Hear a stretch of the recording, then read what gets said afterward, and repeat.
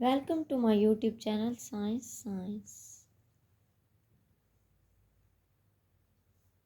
फिर वही बात आती है कि अगर अभी तक आपने मेरे चैनल को सब्सक्राइब और लाइक नहीं किया तो काइंडली चैनल को सब्सक्राइब करें, लाइक करें, ताकि मैं मज़ीद वीडियोस भी अपलोड करती रहूं और मुझे मोटिवेशन भी मिलती रहे।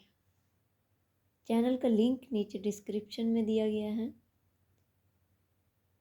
डियर स्टूडेंट्स, आज का हमारा डिस्कशन टॉपिक है रदरफोर्ड्स एटॉमिक मॉडल। कि एटम के बारे में रदरफोर्ड ने जो अपने नज़रियात पेश किए उसमें उसने क्या कहा। Rutherford perform gold foil experiment.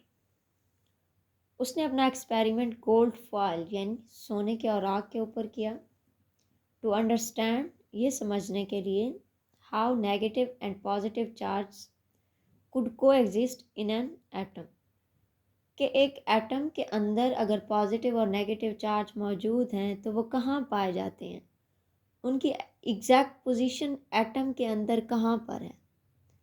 इससे पहले बहुत सी थ्योरीज पेश की गई, बहुत से मॉडल पेश किए गए लाइक स्ट्रक्चर ऑफ एटम के बारे में कि एटम के अंदर पॉजिटिव और नेगेटिव चार्ज की डिफरेंट पोजीशंस बताई गई। लेकिन रदरफोर्ड ने एटम के अंदर पॉजिटिव और नेगेटिव चार्ज की पोजीशन को मालूम करने के लिए गोल्ड फॉयल यानी सोने के बारीक से औराक के ऊपर अपना एक्सपेरिमेंट किया। He bombarded alpha particles on 0.44 centimetre thick gold foil, यानी उसने बहुत ही थिक, बहुत ही बारीक सी गोल्ड फॉयल ली जिसकी थिकनेस बहुत कम थी। उसने उस गोल्ड फॉयल के ऊपर अल्फा पार्टिकल्स को बम्बार्ड किया। अब क्वेश्चन यहाँ पर आता है, व्हाट आर अल्फा पार्टिकल्स।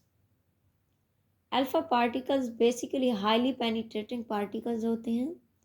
ये किसी भी दूसरे ऑब्जेक्ट के अंदर पेनिट्रेट करने की सलाहियत रखते हैं। Alpha particles are emitted by radioactive elements. ये किसी भी तापकार एलिमेंट से खारिज होते हैं like radium and polonium. These alpha particles are helium nuclei. ये बेसिकली हीलियम के न्यूक्लियाई होते हैं। They can penetrate through matter to some extent. ये किसी हद तक तकरीबन तमाम किस्म के मैटर के अंदर, किसी भी किस्म के मैटर के अंदर पेनिट्रेट कर सकते हैं। After penetration of alpha particles, फिर रिज़ल्ट होता है कि इनकी पेनिट्रेशन के बाद क्या रिज़ल्ट निकला। तो रदरफोर्ड ने क्या किया कि गोल्ड फॉयल के अंदर अल्फा पार्टिकल्स को पेनिट्रेट किया। अगर गोल्ड फॉयल की इसकी रदरफोर्ड के एटॉमिक मॉडल की स्ट्रक्चर को एनालाइज करें तो यहाँ पर हमें स्ट्रक्चर नज़र आ रही है। ये नीचे आपको गोल्ड फॉयल्स नज़र आ रही हैं। अब इस गोल्ड फॉयल के ऊपर कहीं पर हमें सेंटर में पॉजिटिव चार्ज नज़र आ रहा है और साइड पे हमें नेगेटिव चार्ज नज़र आ रहा है। जब उसने इन हीलियम न्यूक्लियाई को, हीलियम के अंदर बेसिकली 2 प्रोटॉन होते हैं, 2 न्यूट्रॉन होते हैं, तो यहाँ पर साथ में आपको हर अल्फा पार्टिकल के अंदर 2 प्रोटॉन नज़र आ रहे हैं, यानी 2 पॉजिटिव चार्ज नज़र आ रहे हैं। ये अल्फा पार्टिकल जब पेनिट्रेट हुए गोल्ड फॉयल के अंदर, इन अल्फा पार्टिकल्स में कुछ चेंजेस हुई कि कुछ पार्टिकल्स कुछ एंगल पर डिफ्लेक्ट हो गए, यानी मुड़ गए कुछ एंगल पर।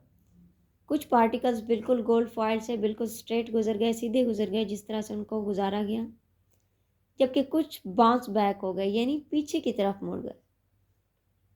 अब यहाँ से कुछ पॉइंट निकाले उस रदरफोर्ड ने कि इनकी डिफ्लेक्शन की या बाउंसिंग बैक की या पार्टिकल के स्ट्रेट जाने की क्या वजूहत।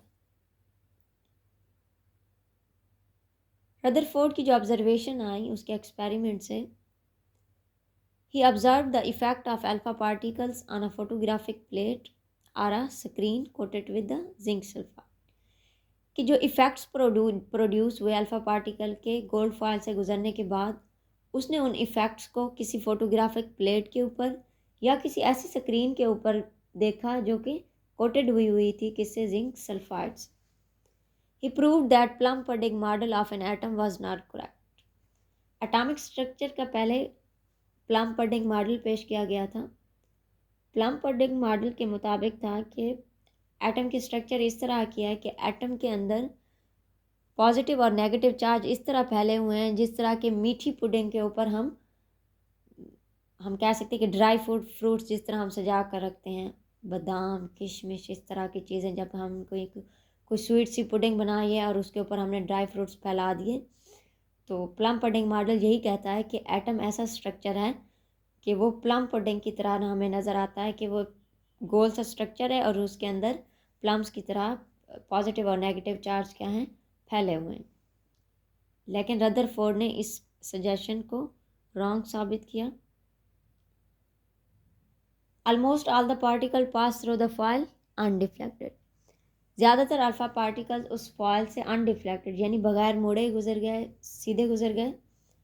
Out of 2000 particles only a few particles were deflected at a fairly large angle. उन 2000 पार्टिकल्स में से कुछ पार्टिकल्स लार्ज एंगल पर डिफ्लेक्ट हो गए यानी मुड़ना स्टार्ट हो गए। And very few bounce back on hitting the gold foil. और कुछ अल्फा पार्टिकल्स को जब गोल्ड फॉयल के ऊपर हिट किया गया तो वो बाउंस बैक हुए यानी वो डायरेक्ट पीछे की तरफ मुड़ना स्टार्ट हुए। ये उसकी ऑब्जर्वेशंस थी। उसके बाद जो उसने रिज़ल्ट निकाला उसको हम नेक्स्ट लेक्चर में डिस्कस करेंगे। Thank you.